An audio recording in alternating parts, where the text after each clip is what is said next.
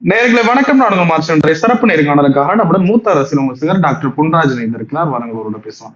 Sir வணக்கம். வணக்கம். சமீபத்துல விடுதலை சிறுத்தைகள் கட்சியின் துணை பொதுச் செயலாளர் ஆலூர் ஷானவாஸ் அவர்கள் சொன்ன ஒரு ஸ்டேட்மெண்ட் பரபரப்பை கிளப்பி இருக்கிறது. அடுக்கடுக்கான குற்றச்சாட்டுகளை தாவேக அரசு மீது வைத்திருக்கிறார். அந்த அரசு அந்த தாவேக அரசில் விடுதலை சிறுத்தைகள் கட்சி கூட்டணியில் பங்கெடுத்திருக்கிறது, அரசில் பங்கெடுத்திருக்கிறது. பாஜக தான் தமிழ்நாட்டை மறைமுகமாக ஆளுகிறது அப்படின்ற ஒரு ஸ்டேட்மெண்ட்டை சொல்றாரு. எப்படி பாக்குறீங்க? அவர் சொன்ன ஸ்டேட்மெண்ட் இவர் இப்ப சொல்றாரு. நான் முதல்ல இருந்தே சொல்லிட்டு இருக்கேன், இது வந்து பிராக்சி பிஜேபி கவர்மெண்ட். இப்ப சொல்றதா உங்களுக்கு தெரியுது. நான் முதல்ல இருந்தே சொல்லிட்டு இருக்கேன், இது பிராக்சி பிஜேபி கவர்மெண்ட் தான். தாவேக அரசு வந்து is nothing but BJP government அப்படின்னு நான் முதல்ல இருந்தே சொல்லிட்டு இருக்கேன். எனவே வந்து ஆலூர் ஷானவாஸ் சொல்றதுல உண்மை 100% உண்மை இருக்கிறது, வேற ஒன்றும் இல்லை. இல்ல, வழக்கமா ஒரு கூட்டணி கட்சிகள் அல்லது கூட்டணி அரசில் பங்கெடுத்திருக்கக்கூடிய கட்சிகள் அப்படின்னா அந்த கட்சியை காப்பாத்துவாங்க, பாதுகாப்பாங்க. நிறைய இடங்கள்ல தாவேகாவில் கூட்டணியில் இருக்கக்கூடிய கட்சிகள் விட்டு கொடுத்து பிடி கொடுக்காம ஒரு மாதிரி நெக்லெக்ட் பண்ணியே பேசுறத பார்க்க முடியுது. என்ன காரணம் சார்? காரணம் என்னன்னா, தாவேகா இவங்களை நம்பல, இவங்க தாவேகாவை நம்பல, அவ்வளவுதான்.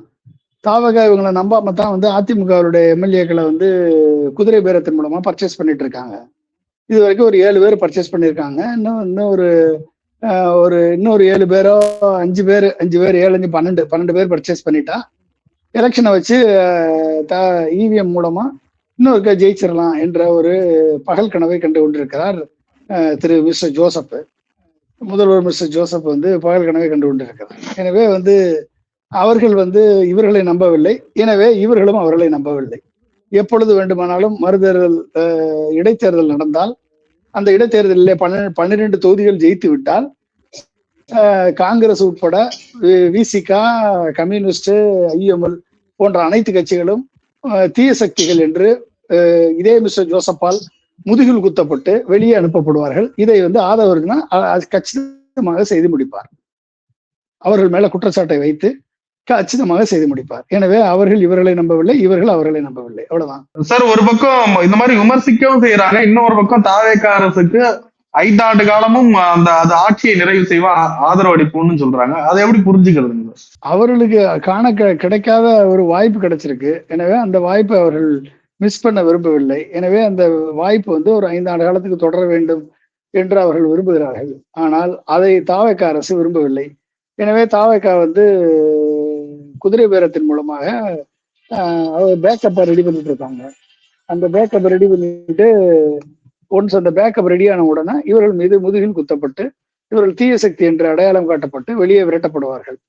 எனவே அது வரைக்கும் வந்து இவங்களுடைய உதவி தேவை. எனவே அது வரைக்கும் இவர்கள் அவர்களை பொறுத்துக் கொள்வார்கள், இவர்கள் அவர்களை பொறுத்துக் கொள்வார்கள். இந்த இடத்துலதான் வந்து ஒரு இப்படி நடந்து விடுமோ அப்படி நடந்து விடுமோ என்ற ஒரு ஒருவருக்கு ஒருவர் நம்பிக்கையில்லா தன்மை அவர்களது வார்த்தைகள் மூலமா வெளிப்படுகிறது. ஏனென்று சொன்னால் தாவேக அரசு அப்படியே பிஜேபி அரசு போலவே செயல்பட்டு கொண்டிருக்கிறது. பிஜேபி அரசு என்னென்ன வந்தால் என்னென்ன திட்டங்களை செய்யுமோ, என்னென்ன கொள்கைகளை நிறைவேற்றுமோ, அதை அப்படியே தாவேகாவினுடைய மிஸ்டர் ஜோசப் அரசு செயல்படுத்தி கொண்டு வருகிறது. எனவே அதை வந்து நீங்க இதை இவங்களால எதிர்க்கவும் முடியல, கூட்டணிக்குள்ள இருந்து மேனேஜ் பண்ணவும் முடியல, பெரிய சிக்கல்ல மாட்டிக்கிட்டாங்க. முதலமைச்சர் விஜய் அவர்களுடைய சமீப கால செயல்பாடுகளை எப்படி சார் பாக்குறீங்க? நல்லா நிறைய இடங்கள்ல போய் ஆய்வு செய்யறாரு, மெட்ரோல பயணிக்கிறாரு, ரொம்ப கவர்மெண்ட் விவகாரங்கள்ல ரொம்ப இன்வால்மெண்டா செயல்பட்டு இருக்காரு. எப்படி இருக்கு? ஏறக்குறைய 3 மாத காலம் முடிய போகிறது. தாவேகா கவர்மெண்டோட செயல்பாடு எப்படி இருக்கு? ரீல்ஸ் போடுறதுக்கு எப்ப என்னென்ன கண்டென்ட் வேணுமோ அந்த கண்டென்ட் எல்லாம் வந்து அவர் வந்து உருவாக்கிட்டு இருக்காரு, வேற ஒன்றும் இல்லை. மெட்ரோவை போய் பாக்குறது, இவர் கட்டின மெட்ரோவா? அது திமுக அரசு கட்டின மெட்ரோ, இவர் கட்டின மெட்ரோவா? மக்களை போய் சந்திக்கிறது, இதெல்லாம் வந்து எங்க ஆக்சுவல் செயல்பாடுன்னா எப்படி இருக்கணும்? ஜூன் 12 திறக்க வேண்டிய தண்ணீர் திறக்கல, ஜூன் மாசம் வர வேண்டிய தண்ணீர் மேட்டூர்ல அணையில திறந்து வரல, ஜூலை மாசம் வரல. விவசாயிகள் அங்க வாடிக்கொண்டிருக்கிறார்கள், டெல்டா விவசாயிகள். அவர்களுக்கு எந்த விதமான தீர்வு கிடைக்கல, இதுக்கு எந்த விதமான ஒரு இதுவும் கிடைக்கல. இப்ப வந்து டிஎம் அண்ட் எம்சிஹெச்சுக்குரிய 151 இடங்களை சரண்டர் பண்ணியிருக்கு இந்த பிஜேபியுடைய பிராக்சி அரசு, மிஸ்டர் ஜோசப் விஜய் அரசு. அப்ப இந்த அரசு எப்படிப்பட்ட செயல்பாடுகளை இவர்கள் செய்து கொண்டு மக்களை ஏமாற்றிக் கொண்டு ரீல்ஸ் எடுப்பதற்கு தேவையான டெய்லி வெளிப்புற காட்சி, உள்புற காட்சி படப்பிடிப்பு, வெளிப்புற காட்சி படப்பிடிப்பு நடந்து கொண்டிருக்கிறது. மற்றபடி இந்த விஜயனுடைய அரசு, மிஸ்டர் ஜோசப்பனுடைய அரசு ஒரு கன்ஸ்ட்ரக்டிவ் அட்மினிஸ்ட்ரேஷனை கொடுக்குதா அப்படின்னா வந்து it is a total failure. ஒட்டுமொத்தமா பிஜேபி டேக் ஓவர் பண்ணி இங்க பிஜேபியினுடைய கொள்கைகள் இங்கு தொடர்ந்து செயல்படுத்தப்பட்டு வருகிறது. கவர்னர் மூலமாக உயர்கல்வித்துறை சீரழிந்து கிடக்கிறது, பள்ளிக்கல்வித்துறை சீரழிந்து கிடக்கிறது, மின்சாரத்துறை நாறி கொண்டிருக்கிறது, போக்குவரத்து துறை பல்லிழித்து கொண்டிருக்கிறது, சட்டம் ஒழுங்கு சீர்கேடு அடைந்து ஒட்டுமொத்தமாக தமிழ்நாட்டில் போதைப் பொருள் கலாச்சாரம், சட்டம் ஒழுங்கு சீரழிவு தொடர்ந்து நடந்து கொண்டிருக்கிறது. எதையுமே கட்டுப்படுத்த முடியாமல் மிஸ்டர் ஜோசப் வந்து திக்கி திணறி திண்டாடி கொண்டிருக்கக்கூடிய வேலையில அதை காப்பாற்றுவதற்காக மெட்ரோல போறது, மெட்ரோல பயணிக்கிறது, அப்புறம் வந்து மெட்ரோ மேம்பாலத்தை பார்வையிடுறது, வேஸ்ட் வாட்டர் ட்ரீட்மெண்ட் பிளான்ட்டை போய் பார்க்கறது, இதெல்லாம் பார்த்து வந்து ரீல்ஸ் எடுத்து ரூட் மாஃபியா மூலமா பரப்புறது, இந்த வேலையை பண்ணிட்டு இருக்காங்களே ஒழிய இங்கு ஒழுங்கான நிர்வாகம் நடக்கிறதா என்றால் இல்லை. இந்த டாஸ்மார்க் முறைகேடு புகாரில் முன்னாள் அமைச்சர் செந்தில் பாலாஜி அவர்கள் முன்ஜாமீன் கோரி மனு தாக்கல் செய்திருந்தார். அவருடைய மனுவை நீதிமன்றம் அதிரடியாக தள்ளுபடி செய்திருக்கிறது. எப்படி பாக்குறீங்க? தள்ளுபடி செஞ்சா அரெஸ்ட் பண்ணுவாங்க, வேற என்ன பண்ணுவாங்க? என்னத்த பாக்குறது? பாட்டிலுக்கு 10 ரூபான்னாங்க, இப்ப பாட்டிலுக்கு 20 ரூபா வாங்குறாங்க. 10 ரூபா வந்து 20 ரூபாய் ஆக்கிய சரித்திர சாதனை படைத்தவர் தான் மிஸ்டர் ஜோசப். நேத்து பேட்டி கொடுத்திருக்காங்க சார், டாஸ்மாக் உரிமையாளர்கள்லாம் நாங்க வந்து எம்ஆர்பி ரேட்டுக்கு தான் விற்போம் அப்படின்ட்டு. அப்புறம் எப்படி 20 ரூபா வாங்குறாங்க? எம்ஆர்பி ரேட்டுக்கு விற்கணும்னா கூட எதுக்கு 20 ரூபா வாங்குறாங்க? என்ன பேட்டி கொடுத்துருக்காங்க? 20 ரூபா வாங்குறதான் டெய்லி நாறுத, டெய்லி வந்து வீடியோ எடுத்து போட்டுட்டு இருக்கான். இவன் பேட்டி கொடுத்தா போதுமா? அது 20 ரூபா வந்துட்டு இருக்காது. ஜஸ்டிஃபை பண்றாருல அந்த அந்த சாராய அமைச்சர், அவர் பேர் கூட நம்மளுக்கு தெரியல, சாராய அமைச்சர் ஒருத்தர் இருக்காருல, அவர் வந்து அதை ஜஸ்டிஃபை பண்றாருல. இப்ப அதை தனியாருக்கு விட போறாங்க, ரெஸ்டோ பார் கொண்டாடுறாங்க. எனவே வந்து இனிமேல் மது குடிப்பவர்களுக்கு ரெஸ்டோ பார் என்ற ஒரு நல்ல ஒரு அருமையான அமைப்பு உருவாக்கி தரப்படும். எனவே தாராளமாக அனைவரும் சென்று மது இருந்தலாம், இன்னும் பிரச்சனை கிடையாது. அது பிரைவேட்டுக்கு விட்டாச்சு அப்படின்னா வந்து பிரைவேட்ல கோடி கோடியா கொள்ளையடிக்கலாம். அந்த பணம் எல்லாம் வந்து இவங்களுக்கு டைரக்டா பிரைவேட் மூலமா வந்து சேரும். அவ்வளவுதான். கவர்மெண்ட் அதுல திவாலா, அவ்வளவுதான். இல்ல சார், இப்போ நிறைய இடங்கள்ல லஞ்சம் குறைஞ்சிருக்கு அப்படின்னு சொல்றாங்க, எல்லாம் சரியா நடக்குது அப்படின்றாங்க. விஜய் அவர்கள் ரொம்ப ஸ்ட்ரிக்டா இருக்காரு, அமைச்சர்களுக்கே உத்தரவு போட்டிருக்காரு, அமைச்சரவை மீட்டிங்ல ரொம்ப கடுமையா பேசியிருக்காரு, அதனால எல்லாம் குறைஞ்சிருச்சு அப்படின்றாங்க. உங்களுக்கு அப்படி எதுவும் தெரியலையா? என்னங்க, டெய்லி ஒரு அமைச்சர் வந்து லஞ்சத்துக்காக நிர்வாகிகளை மிரட்டுற ஆடியோ வந்துகிட்டு இருக்கு. இன்னும் லஞ்சம் குறைஞ்சிருச்சுன்னு யாரை ஏமாத்துறீங்க? மகேஸ்வரின்னு ஒரு அமைச்சர், விருதுநகர் இருக்காரு அமைச்சர், சாத்தூர்ல இருந்து வந்து இங்க வந்து உள்ள வந்தா நான் ஜட்டியோட அரெஸ்ட் பண்ணி உள்ள வச்சிருவேன்னு சொல்லலையா அவங்க? லட்டு கொடுத்தாங்கன்னு சொல்லலையா அவங்க? லட்டுன்னு என்னது? லட்சக்கணக்கில் பணம் கொடுக்கறது தான் லட்டு கொடுக்கறதுன்னு அர்த்தம். ஸோ லட்டு கொடுத்து கான்ட்ராக்ட்ல கமிஷன் அடிக்கிறதுக்கு நீ வந்து ஓம் பாடுற விட்டு நீ வரக்கூடாது, ஏன் பாடுற விட்டு நான் வரக்கூடாதுன்ற மாதிரி அங்கே சண்டை நடந்துட்டு இருக்கு. ஒவ்வொரு அமைச்சர்களுக்கும், மற்ற தொகுதி அமைப்பாளர்களுக்கும், மாவட்ட செயலாளர்களுக்கும், எம்எல்ஏக்களுக்கும், அமைச்சர்களுக்கும் சண்டை நடந்துட்டு இருக்கு. இதுல என்ன ஊழலற்ற அரசை நீங்க வந்து கண்டுபிடிச்சிட்டீங்க? இன்னும் பட்ஜெட்டே போடல, இன்னும் வந்து நிதி ஒதுக்கீடே செய்யப்படல. இப்ப என்ன ஊழல் நடந்துரும் சொல்லுங்க? இந்த நிலைமையிலே இவ்வளவு ஊழல் குற்றச்சாட்டு வருது அப்படின்னா, நீங்க பட்ஜெட் போட்டு ஒவ்வொரு துறை வாரியா எல்லாத்துக்கும் அலாட்மெண்ட் பண்ணி, கேபிட்டல் எக்ஸ்பெண்டிச்சருக்கு பிளான் பண்ணி, கடனை வாங்கி வருஷத்துக்கு 20,000 கோடி, இப்ப வந்து பாருங்க, இது வரைக்கும் 20,000 கோடி கடன் வாங்கியிருக்காப்புல மிஸ்டர் ஜோசப். ஸோ அப்ப இவர் வந்து இந்த 20,000 கோடி எதுக்கு வாங்கினாரு கடன் சொல்லுங்க பாப்போம். என்ன பெரிய புது திட்டத்தை அனௌன்ஸ் பண்ணிட்டாரு மிஸ்டர் ஜோசப்? இந்த 20,000 கோடி கடன் எங்க யார் தள்ள போய் விழுகுது சொல்லுங்க? சரி, இந்த சிடிஆர் நிர்மல்குமார்னு ஆர்எஸ்எஸ் காரர் ஒருத்தர் இருக்காருல்ல, அந்த ஆளு டெய்லி வந்து மற்றவங்க மேல அவதூறு பேட்டி கொடுத்துட்டு இருக்காரு. ஸோ அவர் வந்து நாங்க வந்து கான்ட்ராக்ட் எம்ப்ளாய் எடுக்கிறோம், இப்ப அப்ப நாங்க டிஎன்பிஎஸ்சி மூலமா தான் வந்து நாங்க 14,000 போஸ்ட் 20,000 போஸ்ட்டை வந்து நாங்க ஃபில்அப் பண்ண போறோம்னு சொல்றேன். அப்ப கான்ட்ராக்ட் எம்ப்ளாய் எடுத்தவன தெருவில் விட்டுருவியா, இல்ல கான்ட்ராக்ட் எம்ப்ளாயி உன் கட்சிக்காரனை எடுத்து அதை வந்து நீ பெர்மனன்ட் பண்ணுவியா? என்ன பண்ண போற? என்ன புது ப்ராசஸ் நீ கொண்டு வந்திருக்க சொல்லு பார்ப்போம். மணல் கல்கோவாரி எல்லாத்தையும் ஓபன் பண்ணி விட்டு 25,000 கோடி மாசத்துக்கு வருமானம் 25,000 கோடி வருதுன்னு நக்கீரன் பிரகாஷ் வந்து குற்றச்சாட்டு சொன்னாரு. இன்னைக்கு மணல் குவாரி ஓபன் பண்றீங்க, ஏதாவது ஒரு டிரான்ஸ்பரண்ட் ஒரு பாலிசி இருக்கா அவன்கிட்ட? மிஸ்டர் ஜோசப் வந்து ஏன் மலேசியால இருந்து மணலை இம்போர்ட் பண்ணக்கூடாது? ஏன் எல்லா காவேரியில் இருக்கக்கூடிய மணல் எல்லாம் வந்து உங்கள்கிட்ட அழுதுச்சா? நாங்க வந்து பூமிக்கு பாரமா இருக்கோம், வெயிட் அதிகமாயிட்டோம், எங்களை எல்லாம் ரிமூவ் பண்ணுங்கன்னு சொல்லி உங்கள்கிட்ட வந்து பெட்டிஷன் போட்டுச்சா? மணல் குவாரி எல்லாம் விட்டுருக்கீங்க.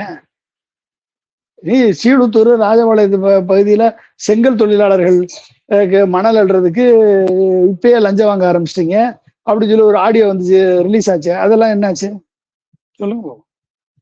ஏன் வந்து பப்ளிக் ப்ராசிக்யூட்டருக்கு வந்து 30 லட்சம் வாங்குறாருன்னு சொல்லி குற்றச்சாட்டு வந்துச்சு, அந்த அம்மாவே நீக்கினீங்களே நீங்க.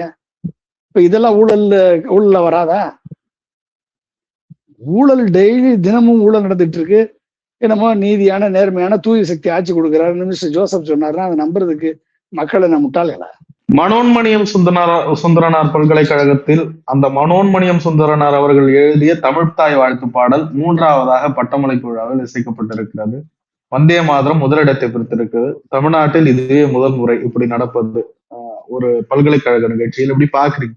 தமிழ்நாட்டு அரசு விழாவில் நாங்கள் வந்தே மாதரத்தை முதலாக பாடவிட மாட்டோம், தமிழ்த்தாய் வாழ்த்துக்கு முதலிடம் கொடுப்போம் என்று நீட்டி முழங்கிய மிஸ்டர் ஆதவர்ஜுனா, மிஸ்டர் பட்டிமன்ற ராஜ்மோகன் போன்ற அமைச்சர்கள் எல்லாம் நீட்டி முழங்கினார்கள். அவர்கள் என்றைக்கு சட்டமன்றத்திலேயே வந்து பலிகடா தமிழ்நாட்டை, தமிழ் மரபை, தமிழ்நாட்டினுடைய பண்பாட்டை இவர்கள் அடகு வைத்தார்களோ அன்றைக்கே இவர்கள் ஒட்டுமொத்தத்தை அடகு வைத்து விட்டார்கள். எனவே இது பிஜேபி அரசை நீங்கள் எப்படி குறை சொல்ல முடியும்? இது பிஜேபியுடைய பிராக்சி அரசை நீங்கள் எப்படி குறை சொல்ல முடியும்? அதுக்கு வாய்ப்பே இல்லை. எனவே வந்து மனோன்மணியம் சுந்தரனார் யூனிவர்சிட்டியிலேயே இந்த கொடுமை அரங்கேறி இருக்கிறது. நாங்கள் எங்கள் கொள்கையில் தெளிவா இருக்கிறோம். நட்டகல்லும் பேசுமோ நாதன் உள்ளிருக்கின்ற மாதிரி நட்டகல் இந்த நீங்க போட்டீங்கன்னா இடுகாட்டுல எல்லாம் போனீங்கன்னா நட்டகல் வச்சிருப்பான், கல்லை ஊண்டி வச்சிருப்பான். அந்த கல்லுனால எந்த பிரயோஜனமும் கிடையாது. நாங்க கொள்கையில உறுதியா இருக்கோம். உறுதியா இருந்துட்டு போ. அந்த கல்லுனால என்ன பிரயோஜனம்? நீ உறுதியா இருந்து யாருக்கு என்ன பிரயோஜனம்? அது கல்லு எப்படி இருக்கோ அப்படித்தான் அது. இந்த விவகாரத்துல உயர்கல்வித்துறை அமைச்சர் அந்த விழாவே புறக்கணிச்சிருக்காரு. தமிழக வெற்றி கழகம் கண்டனம் தெரிவித்திருக்கிறது. தாவேக்காவும் முடிஞ்ச அளவுக்கு போராடுறதுன்றத நம்ம மறுக்க முடியுமா? என்ன போராட்டம்? என்னங்க போராட்டம்னா, நீ உன்னுடைய உரிமையை நிலைநாட்ட கூட உன்னால முடியல அப்படின்னா யார்கிட்ட போராடுறீங்க? இப்படித்தான் போடுவோம், இது எங்க விழா, இப்படித்தான் போடுவோம், தமிழ் தாய் வாழ்த்து தான் பாடப்படும். அது சொல்றதுக்கு என்ன பிரச்சனை உங்களுக்கு? தமிழ் தாய் வாழ்த்து தான் முதல்ல பாடப்படும் சொல்ல வேண்டியதுதானே? ஏன் சொல்ல முடியல? ஏன் சொல்ல முடியல? ஏன் அதை செயல்பாட்டு கொண்டு வர முடியல? யாரை போய் கேட்பீங்க? யார்கிட்ட போய் கையெழுந்து நிற்பீங்க? கவர்னரை போய் கையெழுந்து நிற்பீங்களா? கவர்னர் உங்க பேச்ச கேட்பாரா? தமிழ்தாய் வாழ்த்தை நீங்க புறக்கணிச்சு வந்தே மாதரத்தை பாட வேண்டிய அவசியம் என்ன இருக்கு? இவர்கள் பிஜேபியினுடைய கொள்கைகளுக்கு தமிழ்நாட்டை விட்டுவிட்டார்கள். எனவே இவரிடம் எதிர்பார்ப்பது, நமது அறியாமையின் விளைவாக இவரிடம் எதிர்பார்ப்பது தமிழக மக்களது அறியாமை. இவர்கள் என்ன செய்தாலும் அதை ஏற்றுக்கொண்டு இவர்களுக்கு துதிபாடி கொண்டு இவர் போடக்கூடிய முதல்வர் டெய்லி அவுட்டோர் ஷூட்டிங் போவாரு. அதுல இருந்து வரக்கூடிய ரீல்ஸை பார்த்து என்ஜாய் பண்ணிட்டு நிம்மதியா போக வேண்டியது. நிறைய ஒரு கேள்வி சார். வைகோ அவர்களுடைய புத்தக வெளியீட்டு விழாவில் விஜய் அவர்கள் பங்கெடுப்பார் என்று கூறி இன்விடேஷன்ல பேரெல்லாம் போட்டு வெளியிட்டு இருந்தாங்க. இப்ப திடீர்னு விஜய் அவர்கள் வந்தால் கூட்ட நெரிசல் ஏற்பட்டு விடும் அப்படின்னு வைகோவை போய் வரவேணான்ட்டாராம். எப்படி பாக்குறீங்க இந்த விவகாரத்தை? இதை விட வைகோவை அவமானப்படுத்துறது வேற எதுவும் இருக்காது.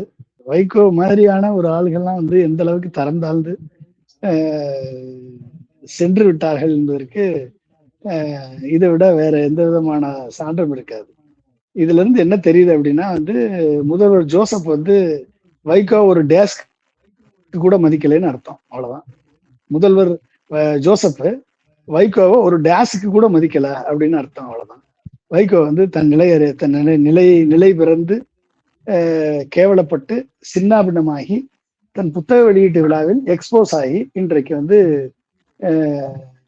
அவர் அவரது கொள்கை நிர்வாணமாக இன்றைக்கு நிற்கிறார். அவ்வளவுதான். இல்ல சார், வைகோ அவர்கள் சொல்றாரு நான் தான் வரவேணான்றாரு. அவர் ஒரு நல்லெண்ணத்தின் அடிப்படையில் சொல்லியிருக்கலாம்ல. சரி, நீங்க எதுக்கு வந்து நீங்க வந்து அழைப்பிதழ்ல பேர் போட்டீங்க? சரி, அழைப்பிதழ்ல பேர் போடும்போது உங்களுக்கு தெரியாதா கூட்டம் வரும்னு? அழைப்பிதழ்ல பேர் போடும்போது தெரியாதா உங்களுக்கு பாதுகாப்பு குறைபாடு ஏற்படும்னு? ஏங்க, உங்களுக்கு வரமாட்டேன்னு அவர் உங்க மூஞ்சில அடிச்சு சொல்லிட்டாரு. உங்களை ஒரு டேஸை கூட அவர் மதிக்கலைன்றது வந்து தெளிவா தெரியுது. இதுல வந்து கீழே விழுந்தாலும் மீசையில மண்ணு ஓட்டலைன்ற மாதிரி வைகோ வந்து பேசுறத பார்க்கும் பொழுது உண்மையிலேயே இப்படிப்பட்ட ஒரு தலைவர் இந்த அளவிற்கு நகைப்புக்குரிய ஒரு ஒரு பொருளாக மாறிவிட்டாரு என்று நினைக்கும் பொழுது உண்மையிலேயே வருத்தமாகத்தான் இருக்கிறது. நிறைய விஷயங்களை பயிர்ந்து முடிய ரொம்ப நன்றி சார். நன்றி, வணக்கம்.